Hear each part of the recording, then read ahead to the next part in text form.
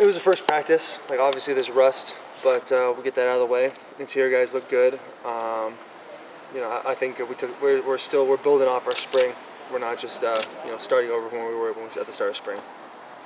Obviously, right at the beginning, the coaches stand up and talk last night and give you guys an introduction and stuff.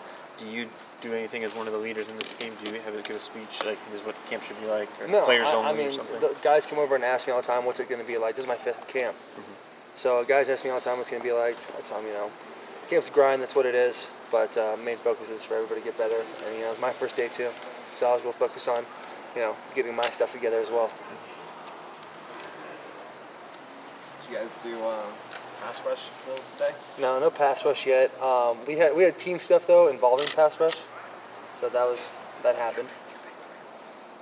How do you like the development of the other tackles over the summer? Other tackles is like Magnuson and stuff. Yeah.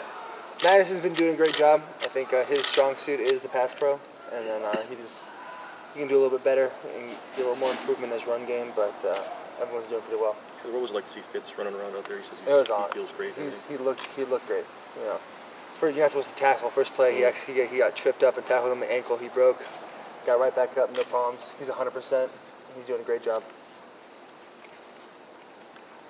Are there things that you can do over the summer, like with the guy that's going to be next to you, to start to get a feel before you get into actual games? Absolutely. Offensive line's like a team within a team, so we have to work as a cohesive group.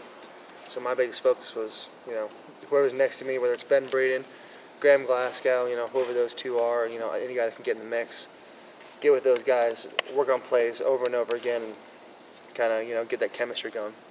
Different being in there with the coaches watching you than what you guys worked on together in the summer and stuff, right? And there's always nerves that first day. I still get nerves first day. What if I all of a sudden I'm terrible for some reason? Like everyone's got those crazy thoughts in their head, and so my biggest focus today was kind of get my technique down, still do what I've been doing, improve on the things I need to improve on, because I've said it 100 times. I'm not perfect at anything I do. Can you run down the tail of the tape with the two centers, that competition? Graham and Jack. It's going pretty well right now. We had a triangle thing going with between Ben, Graham, and Jack, between left guard, center, and then Kyle and Joey are doing a lot with the right guard. But today they both looked really good. No huge problems there. They all did their job. So, I'll have probably more to say about that when full pads get on. Do you think Chris Bryan will be fully in the mix, or do you think he's still pushing from behind? I think he'll be in the mix. Chris is a hard worker. He's dedicated. He's lost a lot of weight. He looks good. So I'm excited to see what he does this camp. But really, like I said, it's the first day. You can't really tell with no pads on. It's harder to block with no pads on. Coach Hoke said that it's physical even though you don't have any pads on. Absolutely. What's that like when guys are hitting each other without any protection? It's tough at first. You got to use your hands. Yeah, that's where you become a technician with your hands.